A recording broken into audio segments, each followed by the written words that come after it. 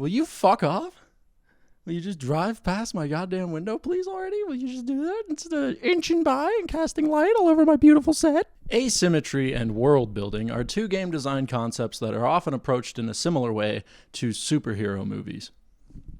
Implemented in mass quantities, simply because they give nerds a big old bespectacled boner, often with little consideration given towards doing anything actually interesting with them, under the belief that they're supposed to do that for you. That's why I'm excited to be reviewing Anachrony today, because these two concepts make a front row appearance, and boy do I have some opinions. Before we get to the point where I pretend like I know what I'm talking about, let me get you up to speed on what Anachrony is. It's a worker placement resource management game that takes place after a mysterious cataclysmic event has caused most of the people on Earth to not be alive, and has rendered the Earth's surface hostile to anything fleshy and human-shaped. You take control of one of 4 factions that have differing opinions on the whole society thing, but are all equally determined to not be dead. You do this by venturing out into Earth's creme brulee crust in giant mechs, which can take an assortment of actions from you, all the way from gathering resources, building buildings, recruiting workers, and purifying water, which is a ubiquitous but scarce resource that's mainly used to maintain your workforce.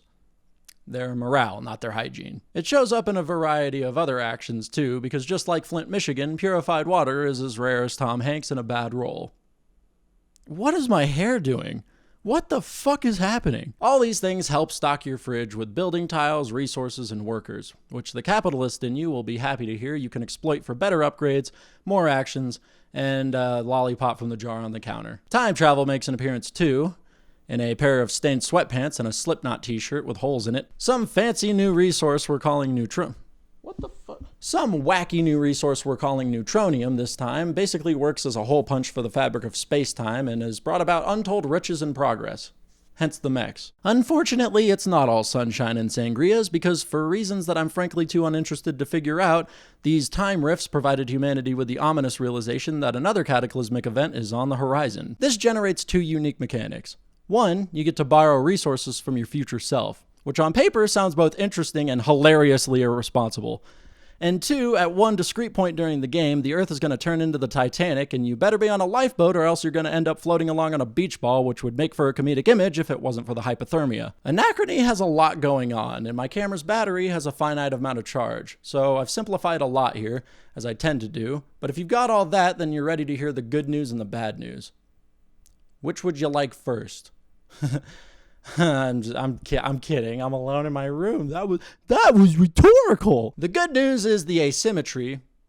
The bad news is the world building. Asymmetry might as well be an anime body pillow full of D20s and Cool Ranch Doritos for how stiff it gets the nerds. Just like reminders of your ex-girlfriend after a bad breakup, it pops up everywhere, though often with little thought given as to why, or what it's actually good at. Asymmetrical elements are similar to legacy elements. They're not mechanics on their own, they're mechanical flavoring. Legacy elements amplify stakes, because your actions will have permanent lasting consequences in a campaign that has a definite end. Asymmetrical elements amplify specialization, guiding you towards certain goals, defining clear weaknesses that you have to account for, along with clear strengths that you can leverage for victory. And all of that culminates in a strong sense of role and identity. Compelling concepts for the average board gamer who spends all their time playing pretend because they don't even know who the hell they really are. But if your game... But if your game's stakes were only as high as an Amish person on Easter Sunday, then adding legacy elements isn't going to magically make your game not suck. And the same is true for asymmetrical elements. The core mechanics should lend themselves to the benefit. Asymmetry is a push-up bra.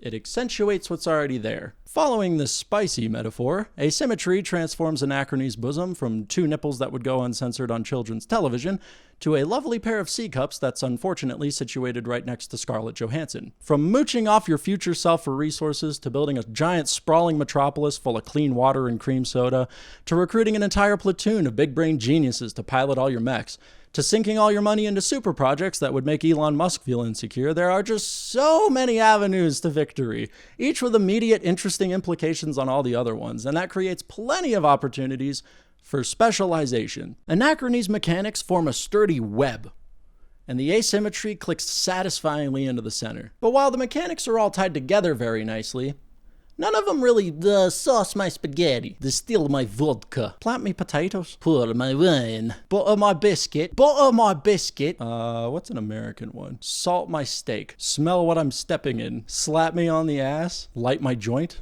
light my blunt, light my fire, glug my water. None of them really ice my cake, grind my beans, my coffee beans, blow me away, you know? None of them really blow me away, get me going, scratch my back, scratch that itch, hit a home run.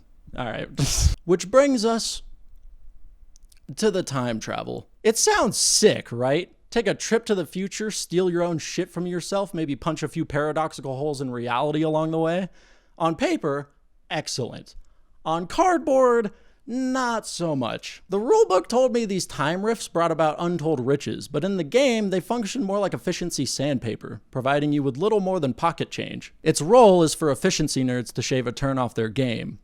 In other words, they turn time traveling into tax collection. Unfortunately, this pairs nicely with the components that represent the time travel. A track of boring triangles that you place equally boring triangles on top of just so you can pickpocket a few pennies from yourself.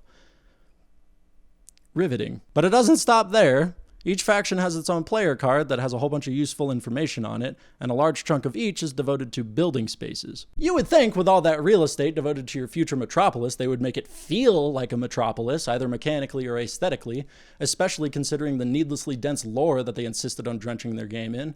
But if you think that, you'd be wrong. Visually, the building tiles are as interesting as a calendar, and not the kind with sexy firemen on them. They have a value indicating what resource they give you or what action you can take with them, and their backgrounds are all different colors to indicate their type. That's it. You might as well be collecting stamps. Mechanically, most of them just chuck a few resources at you, and like almost every other mechanic in Anachrony, the only appeal is how intimately it's connected to all the other ones. Ask anyone that's into BDSM and they'll tell you that getting tied up is fun and all, but if you don't think the person doing it is hot, then it's essentially just Boy Scouts. If that's the yin, then the world building's the yang. Because while navigating the apocalypse in a giant mech built by your gang of survivors that's not like the other societies, while traveling through time and preparing for another uppercut from Mother Nature is a cool idea, cool ideas are only fun if I can dive in head first and get immersed in them. At risk of sounding repetitive, world building should be intimately woven into the gameplay. Otherwise, it's just a list of things that have happened that desperately hopes you read it. There's plenty of ways to do it. Take Everdell, for example. In that game, playing cards makes you feel like you're creating a cute little town full of forest critters that reveal and build the world as you play them. When world building is well woven into the mechanics, you flesh out the flavor of the game simply by playing it. It helps you speak the game's language by symbolizing abstract ideas through more creative, intuitive means, which are easier to understand, more natural to learn, and compel you to indulge in the lore because you feel like you're a part of it. Anachrony, on the other hand, weaves its world building into the gameplay by writing it all down in a book and duct taping it to the box. None of the mechanics are unique enough to warrant such a dense backstory, and the concessions they make for the theme add convolution, not complexity. I'm not piloting mechs or traveling through time. I feel like I'm running a business, which, don't get me wrong, is great in a game like Power Grid or Pipeline that embrace the corporate themes their mechanics lend themselves to and streamline the appeal as a result.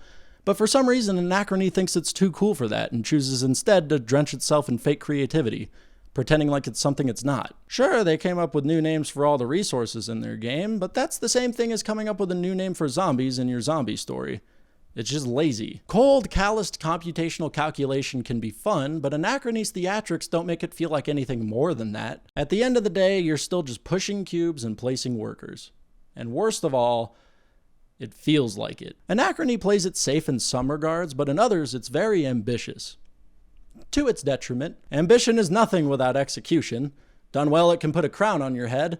Done poorly, it'll cut your head clean off. So while I do admire Anachrony for trying to squeeze into a pair of pants 9 sizes too small, the fact remains that it is too big for its britches. To quote Christopher Hitchens, if you gave it an enema, it could fit in a matchbox.